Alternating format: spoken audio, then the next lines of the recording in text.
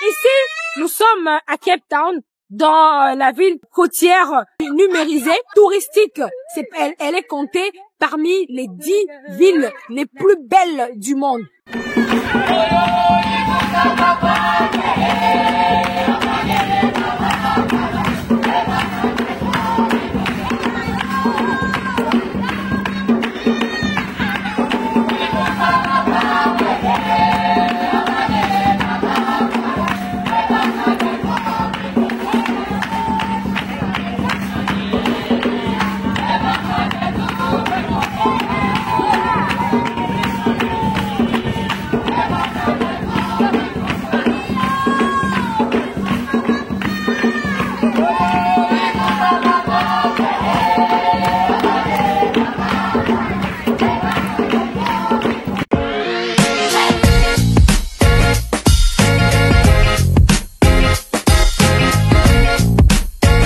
Secteur porteur d'Afrique.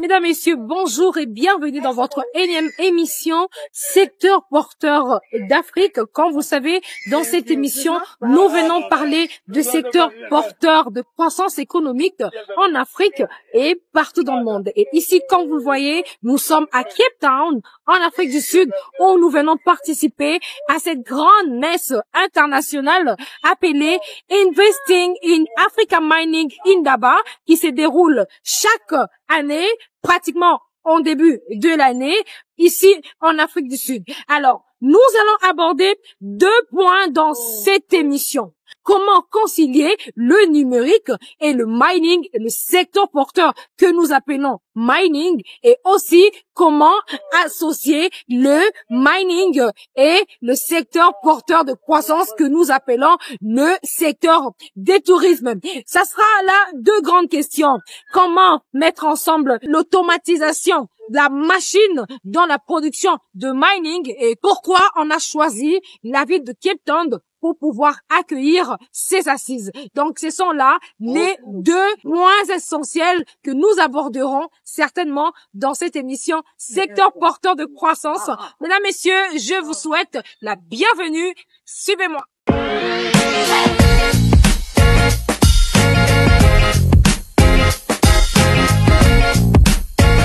Secteur porteur d'Afrique.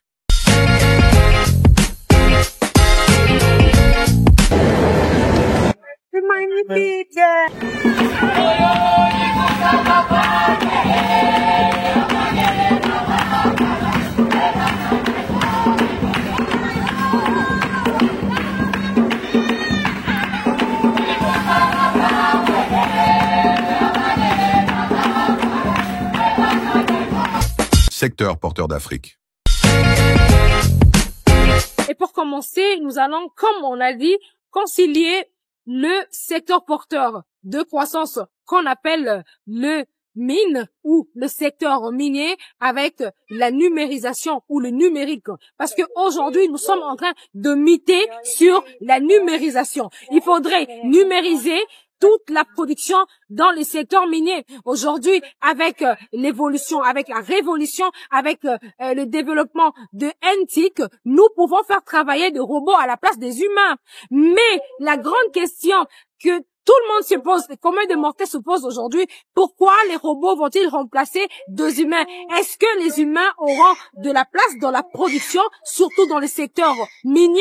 Parce que c'est un secteur pour le compte de la République démocratique du Congo où il y a plus des mineurs humains qui travaillent pour pouvoir retirer des minerais et produire l'économie dans notre pays.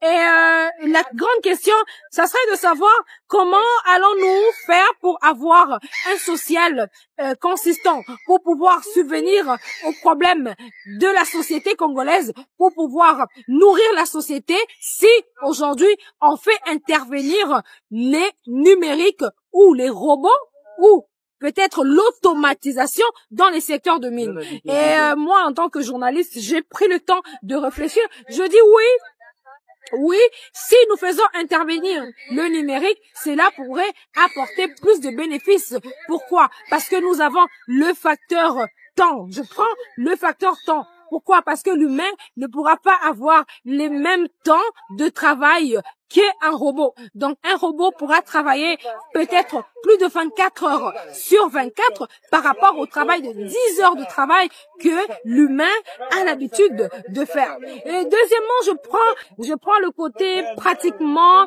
de la force. Je dis comme ça, le côté énergie. L'énergie que l'humain va dépenser pour pouvoir travailler dans le carré minier sera pratiquement minime par rapport à l'énergie que une machine, un robot, la numérisation va pouvoir apporter dans ce secteur. Pourquoi? Parce que nous, aujourd'hui, nous sommes un pays qui dépend exclusivement du secteur porteur que nous appelons le secteur minier. Les mines sont les piliers de l'économie de notre pays. Alors, nous devons investir beaucoup, de plus en plus dans le secteur minier. Et aujourd'hui, avec la venue du numérique, nous devons normalement faire intervenir le numérique dans ce secteur. Parce que nous avons besoin d'avoir plus de production. Imaginez-vous qu'aujourd'hui, nous avons 17 milliards qui constituent le budget de la RDC, mais nous faisons intervenir le numérique dans la production minière à 10%.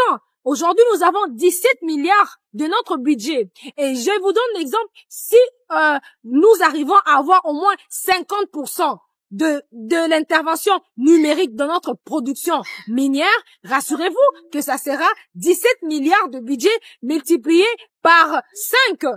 Et ça sera encore beaucoup plus. Et cet argent et les bénéfices et le gain, les retombées, la production en termes d'argent, c'est ce que nous pouvons injecter finalement dans le social pour pouvoir subvenir aux besoins réels de la population. Aujourd'hui, si on se dit qu'on va payer, on va pouvoir payer toutes les personnes qui travaillent dans l'administration, déjà ces personnes viennent dans les bureaux. Il y a d'autres qui n'ont même pas de bureau, qui ne travaillent pas. Quand ils débarquent dans les bureaux, ils ne travaillent pas. Mais à la fin du mois, ils sont quand même payés.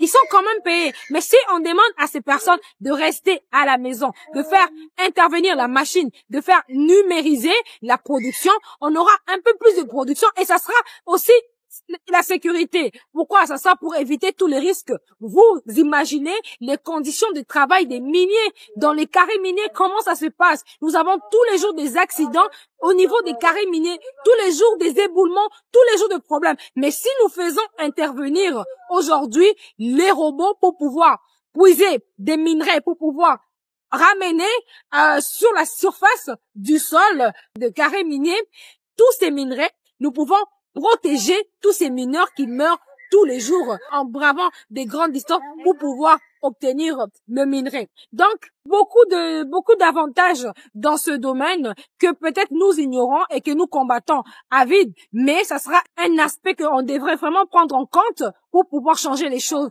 pour notre cas. Je vais laisser le numérique parce que là, je vous pose la question de savoir, êtes-vous d'accord qu'on puisse numériser le secteur de mines à grande échelle, parce qu'aujourd'hui, la numérisation de ce secteur n'a pas assez d'impact dans la production. Est-ce que vous acceptez que nous puissions le faire à grande échelle? Si oui, vous pouvez juste laisser en commentaire un message. Sinon, vous pouvez aussi nous dire pourquoi c'est pas possible, pourquoi vous refusez de le faire. Et ça, c'était la grande question. Et deuxièmement, nous parlons de l'économie. Parce que chaque fois qu'il y a des personnes qui se rassemblent, qui se mettent ensemble pour réfléchir, il y a aussi le secteur économique qui devient finalement un secteur transversal que l'on retrouve partout, pratiquement dans tous les autres secteurs. Ici, nous sommes à Cape Town, dans la ville qui est vraiment côtière de la mer. Cette ville qui apporte beaucoup parce que c'est une ville touristique. Elle est comptée parmi les 10 villes les plus belles du monde. Je vous le dis. 10 villes les plus belles du monde. Et moi, j'ai vu de mes propres yeux, il s'agit d'un paradis.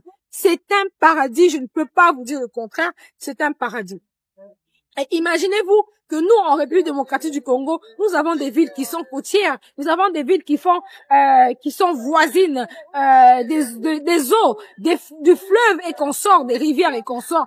Nous pouvons aussi adopter cet exemple de pouvoir promouvoir ces villes, de pouvoir travailler pour que ces villes puissent devenir des villes véritablement touristiques et qui attirent le tourisme, parce que il y a d'autres pays en Afrique et ailleurs qui ne vivent que de l'économie touristique. Je prends l'exemple de l'Égypte, comme vous savez, vous tous connaissez l'Égypte, et je prends cet exemple pour nous dire que avec le tourisme, nous pouvons faire quelque chose. Secteur porteur d'Afrique. Toutes ces personnes qui viennent participer à ces forums, qui viennent participer à cette grande messe qui va voir la présence de tous ces décideurs qui travaillent dans les secteurs miniers. Donc, toutes ces personnes pourront utiliser les hôtels ici, qui pourront utiliser, acheter de l'eau, acheter des plats tous les jours, le matin, le déjeuner, le petit déjeuner, le repas, le soir, le goûter et tout ce qu'ils peuvent avoir. Toutes ces personnes vont utiliser les moyens de transport. Ces personnes vont aller visiter les endroits touristiques. C'est vraiment de l'économie qui s'est fait à travers le secteur de tourisme, qui est un des secteurs porteurs pour le compte de l'Afrique du Sud. Alors moi, je prendrai le temps de vous faire visiter un tout petit peu cette belle ville de Cape Town. Ici, je suis vraiment au bord de la mer et je me sens très très bien, très à l'aise. Il y a la sécurité qui entre en ligne de compte. Ça, on ne peut pas oublier parce que pour promouvoir le secteur touristique, il faut vraiment tenir compte de la sécurité parce qu'il y a des touristes qui viennent de partout ici et d'ailleurs. Nous avons des acteurs, nous avons des stars, nous avons des présidents, nous avons toutes sortes de personnes qui viennent, qui quittent partout, les États-Unis, l'Europe, que sais-je encore, qui viennent ici. Pourquoi? Parce que c'est une ville qui est sécurisée. Et ça, ce sont des exemples que nous devons prendre, que nous devons adopter pour nous. Par exemple, pour le compte de la République démocratique du Congo, qu'est-ce que nous n'avons pas? Moi-même, personnellement, j'ai eu le temps de circuler et de vous présenter certains sites touristiques, d'ailleurs, qui appartiennent au privé, qui n'appartiennent pas forcément à l'État. Et malheureusement, j'ai seulement constaté que le long du fleuve, sur l'avenue du fleuve dans la commune de la Gombe, toute la rive de cet endroit est aujourd'hui appartient aux étrangers, malheureusement, alors que cela pourrait apporter beaucoup plus de croissance économique si cela appartenait à l'État congolais et que l'État mettait en production ces sites, tous ces endroits, pour que finalement les fils du pays, les enfants du pays puissent en bénéficier et que l'argent entre et que les visiteurs viennent visiter pour que finalement nous puissions obtenir une croissance économique dans ces sens. Rassurez-vous, fidèles téléspectateurs, que nous serons là partout. Cette année 2025 sera une année exceptionnelle pour nous. Pourquoi? Parce que nous irons partout où les secteurs porteurs seront évoqués. Ici, je viens pour le compte du secteur de mine. Demain, je serai en train de visiter un site touristique ici à Cape Town dans le cadre des secteurs porteurs qu'on appelle les secteurs de tourisme et nous parlerons de beaucoup d'autres secteurs encore qui sont porteurs de croissance. Donc, n'oubliez surtout pas à vous abonner, à liker et à partager cette vidéo parce que nous sommes promis d'être là.